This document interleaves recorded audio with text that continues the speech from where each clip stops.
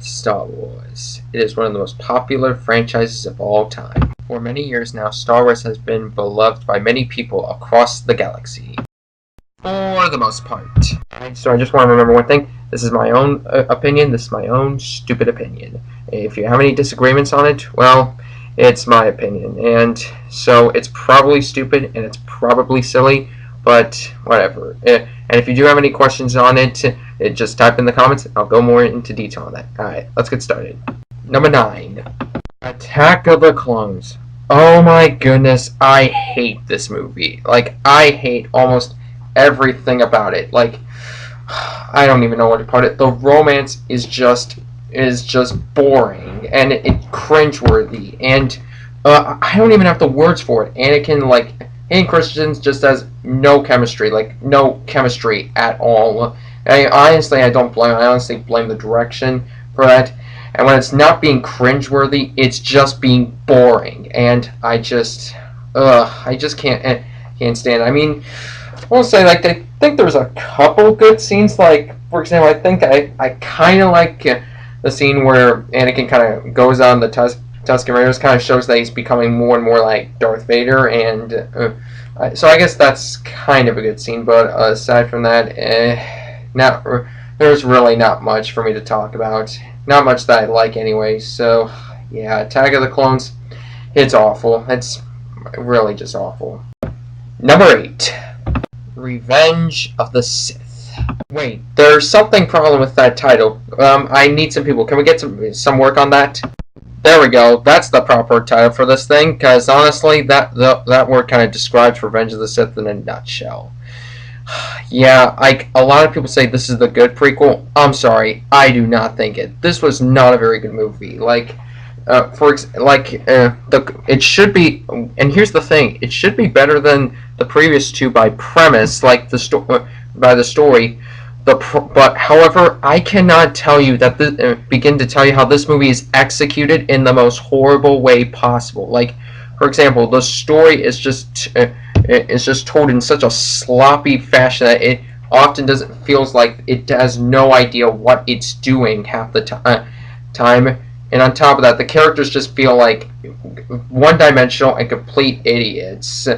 And like Anakin Skywalker, like turning to the dark side because of Padme. Padme is completely separate from this movie. The Clone Wars serves no purpose at all, and tonally, it has no idea what kind of movie it wants to be. It really doesn't know if it wants to be like a fun popcorn movie, a psychological story, or a dark movie. Like, it has no idea what it wants to be tonally. I mean, I'll say this. I'll say Palpatine and Obi-Wan are actually pretty good, and there's actually a couple bits of the score I like Battle of the Heroes and Anakin's Betrayal. Unfortunately, a couple good performances and a good soundtrack is not going to be enough to save this piece of. So yeah, Revenge of the Sith, just the movie anyway, is terrible. Number 7. No, The Phantom Menace. Yes, the most hated prequel of all time is actually my favorite of them. But that's really not saying much, because really this is kind of as bad as they say. Okay, maybe not like as bad as they say, but yeah, it's pretty bad. But the reason it's technically above the other two is that it's the one that feels the most like a Star Wars movie. Like, it's the most grounded out of all of them. So I guess the best way to put it is that it's a bad, boring Star Wars movie. And yeah, that is the biggest problem. It's just boring. Like, it's basically just about, like, them just trying to retake Naboo, and that's pretty much it. And, like, there's just a bunch of politics and just a bunch of needless stuff that really doesn't feel important in the long run. The only thing it really does is that it just introduces Anakin Skywalker. Like, and as a 9-year-old kid, like, the story just started way too early. Although, that being said, though, like, I do actually like a few things. Like, for example, like, the pod race I think is actually pretty cool. I mean, like, personally, I'm kind of into NASCAR, so, like, just from so I guess from a selfish standpoint, I actually kind of like watching the pod race. And the lightsaber fight is pretty good. Like, I actually really enjoy the lightsaber fight. And Duel of the Fates is a great score. That's a great score. I could almost put that in like my top 3 favorite scores of all time. But unfortunately, that's not really enough. Phantom Menace is just, it's not really the worst. It's just kind of it's just boring, and it really didn't have much to go off of. Oh yeah, and Jar Jar sex, but you pretty much all knew that. Number 6, Rogue One, A Star Wars Story. Yeah, this is actually one of the more recent films to come out, and I will say, like, while it does have some good things in it, it was a bit okay. It's not bad, it's not good, it's just okay. So, for me, it kind of works like this. The first half of the movie is a complete sloth. It's like just a bunch of exposition, like trying to like almost set up this story, and it's kind of a basic, and it's pretty much setting up a story that we've already seen in A New Hope, which is, yeah, that's the biggest problem with the movie. It's basically, it tries too hard to be a prequel, and in effect, it almost kind of makes itself a bit boring to watch. But it wouldn't be as boring, like, but I would say, oh, it probably wouldn't be as boring if the characters were more interesting. But unfortunately, they are not that interesting. Like, Jyn Erso, yeah, she is just not very, she's just so boring. Like, all she has is like her father was taken by the Empire. That's pretty much it. Other than that, her characterization is very weak. As for Cassian's decent, I guess, but I don't know. I felt like they could have gotten a lot more with him. And then Saw Gerrera, like, and if you've seen Clone Wars, you'll know that he's already a pre-existing character. But honestly, Saw Gerrera, he's pretty much a cameo in this film. That's pretty much it. Then then K2SO, I thought K2SO was pretty funny. I actually enjoyed him for the most part. The pilot, actually, honestly, like, what I remember, like, when I left the theater, I totally forgot who the pilot was. Like, I completely forgot who he was. Like, he was so forgettable in so many ways. And then there's the villain, Director Krennic. Krennic was just a very weak villain. Like, I thought conceptually he could have been an interesting character. Like, maybe if, like, they focused on his relationship with, like, Galen Erso and all that, but yeah, he was not exactly a great bad guy. However, Rogue One's not completely awful. For example, there's two characters by the name of Chert and Baze, who's like, one's like Chert's like the spiritual one who's purely on faith, and Baze is like the one with muscle. I really liked their contrast. Like, it almost felt like something you would see in like maybe a Kurosawa film, and so I thought that was a really nice bond. And also the second half, well, I'd say the first half is very boring. The second half is very good. Like, it really does actually capture that war movie feeling with the ground battle and the space battle. And while Darth Vader, yes, he has two scenes, but one of those scenes is it solidifies his place as one of the greatest Star Wars villains of all time. And yes, I just said that. He is basically, it pretty much solidifies his place as one of the great Star Wars villains. Well, actually, just villains in general. But yeah, aside from that, Rogue One is a pretty mixed bag. For me, I kind of just skip the first half and then just jump right into the second half. Like, I kind of just jump in, like, I actually get into the film, like, when they're, like, discussing, like, what are we going to do about it. But yeah, that's kind of my recommendation. If you want to see it, I would say just go to that part. The rest, you could just kind of skip from there. Number 5, Return of the Jedi. Yeah, this is one of those films that some people either seem to love or hate, and for me, I like it. I think it's pretty good, although it does have some flaws. For the stuff I like, I really like the Luke Skywalker and Han Solo, Princess Leia, Darth Vader. I love how they like kind of close those arcs, and I think that's probably what this film does really well. It closes out the character arcs that we've been following for the past like two or three movies, and I think it does a very good job in that. And also, like, there are some, and also the action is very well done. Like, I love, like, the Sarlacc pit, the Rancor pit, the speeder bike chase, the Battle of Endor, the space battle, the lightsaber fight. honestly, the throne room, the Emperor's throne room, that's what makes the movie for me. Like the stuff with Vader, Luke, and the Emperor is really great. Like I just love how like it's the atmosphere, the lighting, the setting. It's perfect, pitch perfect for me. However, the reason I only place it as good is really just because of that.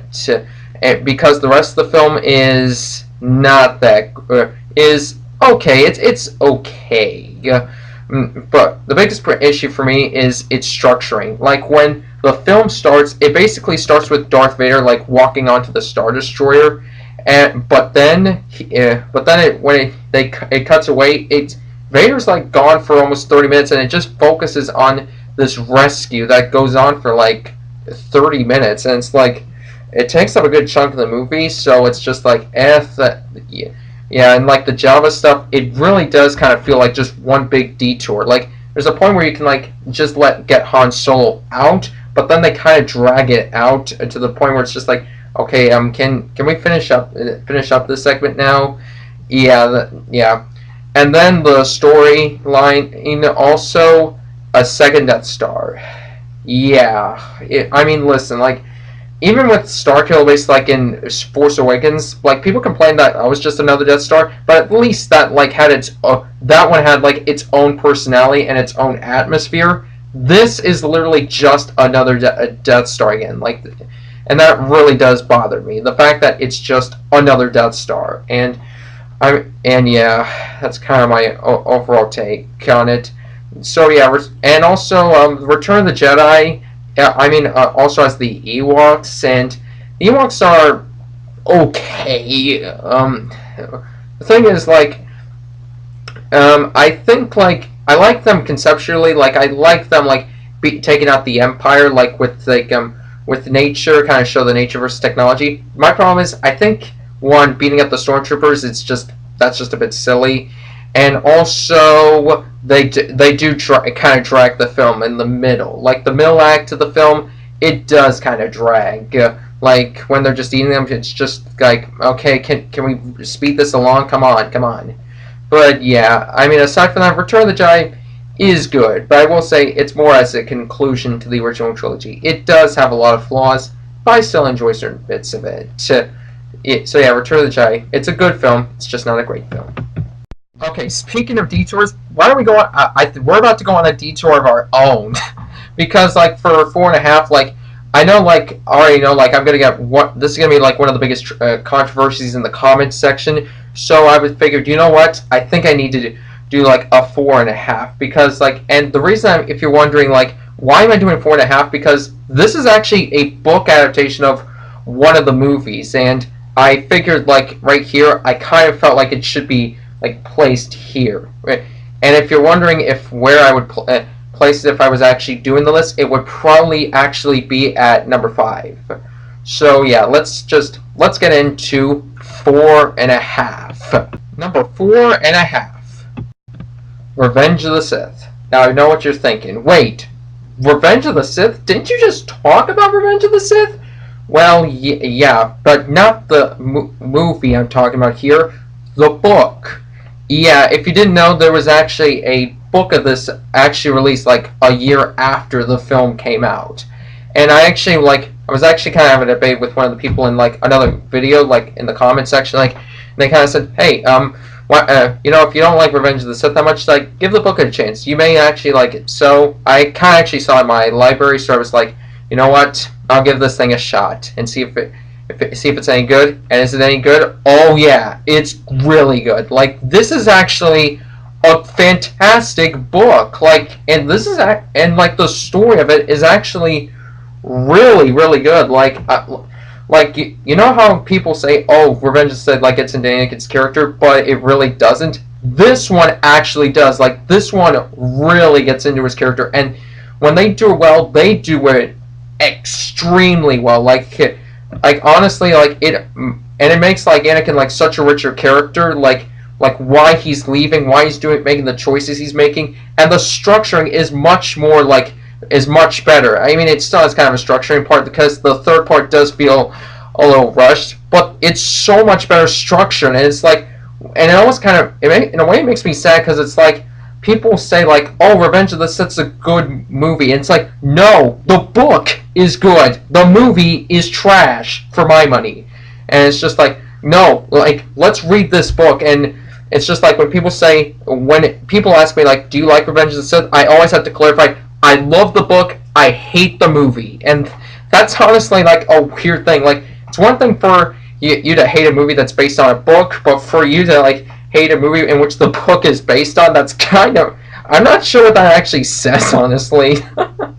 Okay, I digress. But my point is, if you're like already like typing in the comment section like saying, why the heck did you put Revenge of the Sith so low? Because I thought the execution was trash. The execution in this book is phenomenal. And it almost kind of makes me think like, people, when you're saying Revenge of the Sith's a good movie, you're referring to the movie. Guys, we gotta turn this around. We gotta get more people to read this book. We gotta get more people to get on board with this thing, because I can guarantee you, if people were talking about the book, I would 100% agree.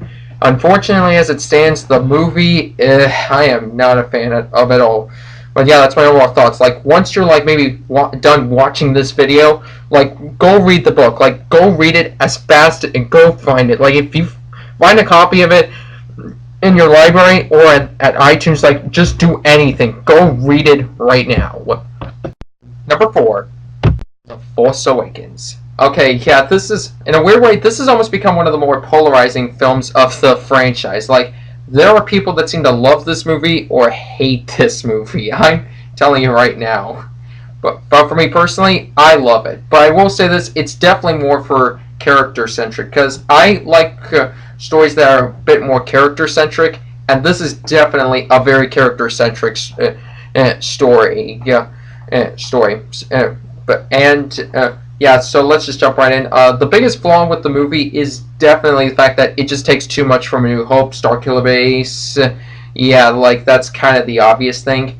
But and yeah, that it does kind of get under me every time I do try to watch it. It's just like, Starkiller Base, can you get out of the movie, please? But I think, honestly, the reason the film works is because of the 3 characters they introduce. Rey, Finn, and Kylo. Those characters are what make the movie. They're what make the movie great. Like, I love, like, Rey's almost like, she's almost not willing to accept anybody unless it's, like, somebody known. Like, she doesn't really accept, like, Finn or BB-8, because, like, it's almost like she doesn't really know them, but it's like when Han Solo comes out, she's like, oh yeah, I'm willing to accept you just because, like, it's just Han Solo. And I do actually like that. And I like Finn, like, going from basically, like, Stormtrooper to hero, and I think, like, the art and how he's almost like, in a way, kind of a coward. I think that's actually a great way to like humanize a Stormtrooper. And then Kylo, I love Kylo Ren. Like, I would almost say Kylo is like one of my new favorite characters, like, just of the franchise, because it's almost like he wants to live up to Darth Vader, but he's almost afraid he doesn't have that ability inside him to be Darth Vader. And you can see, like, he almost agrees with, like, Vader's old ways, like, being, like, the person in charge. He almost wants to be that, but he's almost unsure of himself. And you can see, like, and it's particularly delved into more in Last Jedi, but you can see, like, Snoke wants him, like, to be the next Vader, and the fact that Snoke continuously says that you're just not Vader is just what causes him to become more and more frustrated. And I love that. Another thing I love is, like, people say they play it safe. They really do not. They actually don't play it safe, because, like, when Return of the Jedi ended, it basically ends with our heroes celebrating, and you think, like, oh, this is gonna be the happy ending. But this one shows, no, they didn't really get their happy ending. Everything almost kind of didn't really go right for everybody, and I think it's almost like a brave lesson to kind of teach us, and that's like, hey, not everybody gets their happy ending, and it's okay. Life can go on, and you can still do great things. And I love that. I love, like, that's kind of the moral, and it's just like, sometimes you don't get your happy ending, and that's okay. You just gotta fight through it, and you will. And Okay, I don't even know what that last part, what I was even saying there, but yeah, I will say I love it for the characters. However, I do think like there is a bit too much given to take, like with the storyline, and honestly, that is kind of one of those. It's kind of a personal thing because it's like if you like, if you're fine with like some things like being repeated, like I mean personally, I don't mind things being repeated too much as long as it's not too blatant, like Indiana Jones and the Last Crusade. Like that's a movie I love, and that's clearly like a Raiders like 2.0 to some people, but I still love it because like the characters and the storyline. And I do think like the character, and it's the same case here. The characters and storyline are still really great, but it is a bit too. But in some ways, it is maybe a bit too similar to A New Hope to get with the Starkiller base thing and all. But that's my personal feelings. I love it. Just maybe just a pull back on the similarities. Number 3, A New Hope. And speaking of speaking of which, number 3 is the classic, A New Hope. Now, A New Hope is what I like to call a classic. I wouldn't say it's a masterpiece because, well, I'll get more into it. But as for the good things, what I love the most about this movie is the introduction, the setting up of the characters and this world. Like, I love, like, setting up Luke Skywalker's character, of Han Solo, Obi-Wan Kenobi, R2, 3PO, and like the world of Star Wars, like how they set that up is very well done. Like I love like how they set up the world and all that. And another interesting thing is like the villain of the film. It's actually, most people say it's Darth Vader, but Darth Vader in this film is actually more. He's kind of like one of those like Nazi officers. He's actually like, not the top villain, and he's actually like the lower tier. Like the real villain of the film is actually like Grand Moff Tarkin, and for me, Tarkin's actually like I would say one of the most underrated villains. Like people say, oh, he's not really that scary because he's like he just kind of looks like your average Imperial officer. But what makes him so great is like his actions. Like he basically like he wipes out a planet in A New Hope, and it's just like holy cow, dude, and it's just like. He is just like threatening as all heck, and that's honestly what makes him great. It's not exactly physical appearance, but more what he does, and it is really just wicked evil. And also, another great thing is the special effects, like especially for its time in 1977, are really well done. Like I actually have the original theatrical cut, and those versions they actually hold up very well. Like I'm very impressed, like how they do hold up nowadays. Although I will say, like, there are a couple shots where I say, you can take that out. Which is, I think, where, like, the special editions came in, like, in the CG and all that. But, I just prefer the mono shots, personally.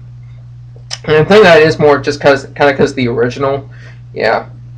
And as for the story, it's actually, like, nothing too special. However, I will say this, the biggest thing about A New Hope is that it basically revolutionized like the blockbuster industry, like because like after this film, every film was basically trying to be the next Star Wars, and honestly, that's kind of why Star Wars was as big as it was, because like it had such because it was like everybody just wanted to become like the next Star Wars. Yeah, it was basically what dethroned Jaws, which at the time was the biggest blockbusters come out, and this one just blew that one out of the water. But I will say this, it's while I do think it's a good movie, I will say it's not exactly a great film either. Now a lot of people might say, oh my goodness, you're not saying A New Hope's a great movie? I don't think it's like, well, I think it is a great movie. I think it's more, I don't think it's a masterpiece per se, because there's two problems I personally, well actually there's a few problems I personally have. One would being some of the acting's a bit hokey. Like, you know how the acting of the prequels is just not very good? You'll watch New Hope and it's just like, yeah, I could see where that hokiness would come from. Mostly from Mark Hamill and Carrie Fisher. And speaking of Carrie Fisher, like, rest in peace, like Carrie Fisher, but I will say Leia, she's just not my favorite in this movie. Like, I didn't think she was actually become that interesting, like, until Empire. For me in this one, she was she's okay, but she does kind of feel a bit too much like the damsel in distress. I thought it was more Empire Strikes Back where she actually became like an interesting character again. And also, this is going to be an interesting thing to say, but when people say, "Oh, New Hope's a bit boring," yeah, and they say, "Well, the first half's boring," I actually think it's the second half for me that's a bit boring. Like the stuff on the Death Star, like when they try to get Leia out, that's actually the stuff that actually kind of bores me. Like I'm actually much more into the first half, like learning about Luke Skywalker, learning about the story, and kind of learning about the world, than I actually am the second half. The second half is actually okay, but it's almost kind of like in a way almost every rescue mission you've ever seen, and yeah, in some ways it's almost kind of like can we kind of speed this along a little bit? But yeah, that's kind of our personal preference. Like I don't really get as much into the film until like they Yavin 4, and then until the end, that's when I really get back into the film. So yeah, that's my overall thoughts. A New Hope, it's a classic. I don't know if I would consider it a masterpiece, though. Number 2, The Empire Strikes Back. You all knew it had to be on the list somewhere. Empire Strikes Back is most definitely, probably at the top of the list. Like, the thing is with Empire Strikes Back, it's not just like one of the best Star Wars films. A lot of people say it's one of the best films ever made, and do I agree with that? I honestly, to some extent, I do actually agree with that because like what the best thing this movie does is the character development. Like this is definitely a character-centric story, and the character development is done phenomenally. Like this is like where Luke, Leia, Han, and Darth Vader really like their characters were taken to the next level. For example, like you know how I said like Leia didn't become that interesting of a character, like she just kind of felt like a damsel in distress. This one I actually felt like, you know what? No, she's actually a very interesting, very good character. And I think that what I think they do is like she almost is like feisty because she's just like she wants to, because she does kind of love Han Solo, but she's almost not willing to admit it. And I think honestly that's like a great way to like talk about Leia, and in some ways it shows like more complexity. And I also love Han Solo. Like it shows much more that he is a bit arrogant, but he's also like got a soft side. Like he's not always like, hey, do what I say. He's always more like, nah, okay, come on. Come on, he has a soft side to him, and I like that. I like seeing how somebody is like seems so cynical actually has like a soft side, and we actually see Luke Skywalker actually has somewhat of a hard side to him too. Like he's like almost half the time like he's like kind of whiny. Like he's almost just like we're wasting time. We gotta do something, and like Yoda's almost like you're not ready to be a Jedi if you continue doing this and honestly, I think that's honestly a good arc for him. Like, and I think the way they do that is really extremely well done. And also, what I also love is that you learn a lot more about the Empire and like how they work, and how it's just like if an Imperial officer fails, they will die. Like Darth Vader would just be like, "Nope, I'm choking you out." Oh yeah, and speaking of which, let's just talk about Vader real quick. Vader is like he is the boss in this one. Like, you know how I said in New Hope he was just like, hey, he's not really the villain? He is the villain here, and man, he is a villain. Like, if somebody fails him, they will kill him. You know, just kind of wondering, like, if Vader kills his officers, I wonder if there's like an Imperial contract like that states like, if you fail Darth Vader, he will kill you. I wonder if that's in the contract somewhere. Okay, I digress on that one. But another great thing about it is like you learn, you introduce like all these great characters, and it really like expands the world. Like, and that's the biggest thing about it. The first one makes you believe that the universe is real. Like you want to believe it's real. This one makes you invested in it. This one is what makes you want to see more of this world. This one is what makes you want to see more stories from this universe, like from introducing Boba Fett, Lando, all these great Star Wars characters, and like how they would later develop them is very well done. Oh yeah, Lando Calrissian, of course he's great. Hello, what have we here? Yeah, Billy D. Williams, oh, he's the best. maybe it's just me, but did anybody pick up that he looks a lot like Carl Weathers from Rocky? Yeah. Try watching Rocky and The Empire Strikes Back and try not to think about that. Okay, I'm just digressing. And then also the last bit I'll to like about this one is the ending twist. And spoiler alert: if you have not seen any of these movies, why the heck are you watching this video? Vader cuts off Luke's hand, and guess what? Vader is actually Luke's father. That is a great reveal right there. I love that reveal. How Vader just goes to Luke like, "No, I am your father." Like, that's just one of the great twists of all time. And then the ending is also a very interesting ending because it basically ends with nobody winning. Like, everybody's on a low note, nobody's on a high note. Han Solo's been taken to Jabba. The Empire let the Falcon and some of the rebels get away, and now they're off on a mission to get Han Solo, and then the movie just ends. Like, it just stops right there. That is just like, what kind of ending is that? Like, I almost want to say, like, I almost want to ask people, like some of the older people that are watching this, like, what was it like to watch Empire Strikes Back for the first time, and then it just ends like that? Like, that's just, what kind of ending would you expect? Yeah, but yeah, that's the thing for me. Empire Strikes Back, it's definitely a great film. I don't know if, however, I just think that there's one film that I just think is a little better. What film would that be? Let's take a look. And my number one favorite Star Wars film of all time is...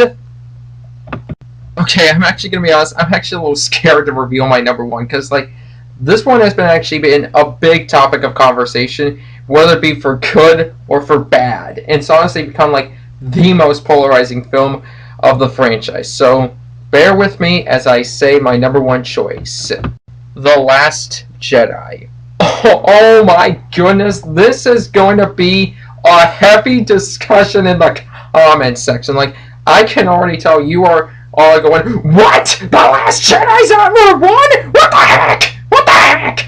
And, okay, let me try to explain right now. So, while I will acknowledge there are some problems, like what I'll get into later, the stuff they do well is really extremely well done. Like, I love, like, the stuff with, like, Luke, Rey, Kylo, Snoke, and Leia. That stuff is done so well. Like, and I'll even throw in Poe Dameron. Like, all that stuff I think is done extremely well. Like, because, like, it's basically character development, and it's like, it really is like just about like development and like them adapting to the situations. Like, not just from Force Awakens, but just of like the whole French saga as like a whole. Like, and what's almost kind of done to them, and like almost kind of questioning like certain things, and like the way they answer them. And I know some people like weren't maybe too happy like with the way they answered them, which I think that's honestly why like it's almost been a big topic of conversation, like and almost a bit of controversy. But I think the way they do it is actually a very interesting twist. Like, and actually like it adds new layers to the saga as a whole. And I actually kind of like that. How it's like why do the Jedi like keep wiping out? It's like maybe it's not time for the Jedi to end, but it's more like it's time for the Jedi to evolve. Like with Yoda and like Luke in that scene. Yeah, and Yoda, Luke. Again, if you haven't seen any of the Star Wars movies, I don't know why you're watching this video. Okay, I digress. But I also love like with Rey and Kylo, like almost kind of seeing each other without like, but yet they're like almost, but like they're in different places. Like, I think honestly like that adds a new layer to like the Force and like how it can almost like be controlled in that way. And it almost makes me, in a way, it almost makes you think. Makes you think like, is there something to Snoke? Like, because it says like Snoke is like traversing the connection, so it's like, is there something else going on with Snoke, or what's going on here? So I will acknowledge that it's very interesting. Although I will say there are a few problems. Like, I will say the Finn and Rose storyline is okay, but I felt like it could have been a lot better. I'd like to conceptually, because like Rose, I thought conceptually was just almost like this girl like going from like a background in the resistance to like actually becoming a hero. I like the idea of that. My problem is I felt like she just felt bland to me. Like I thought like they could have maybe made her a more interesting character, but and she's just not that great person. Like I don't think she's the worst. Like some people have been making her out to be, but I do think like you could have done a little bit more with her. But yeah, if I had a real problem, that's pretty much my only problem. Everything else, like I think, is done very well. Like even that the choices they make are, even if they're not choices that you particularly love, I still think like it's more the idea of the choices from what I heard. It's not really as much like, oh, like this what are they doing? Like this is actually like really bad. Like I don't really think like any of it's actually done bad. It's just more questioning. Like and I think honestly, I like a film that makes you question, that makes you think about something. And yeah, personally, I love The Last Jedi, and I've seen it 3 times already, and I'm planning on seeing it again. But as of right, and maybe it'll change because, like I said, like this is pretty fresh and new, so this could change. But honestly, as it stands, from what they do in the movie and the moments that have it, The Last Jedi is my favorite Star Wars film. And that concludes my ranking of all the Star Wars films. Now comes the big question. How would you rank the Star Wars films? Where would you place each one? Leave your thought, and second, what were your thoughts on my list? Do you agree with my list, or do you think I am completely crazy? Leave your thoughts on it in the comments below. And if you do have any questions on any particular choice, just kind of elaborate. And please, like, if you can, like, try to be civil about this one, guys. And yeah, if there's any particular choice that like, I don't know about that one, just kind of like try to address like, why would you put this one, and I'll kind of go more into detail on that one. And yeah, that's my overall thoughts on all the Star Wars films. Thank you guys for watching. If you like this, give it a thumbs up. And then and again, if you have any thoughts on this list, comment on there. And have a great day. Bye, guys.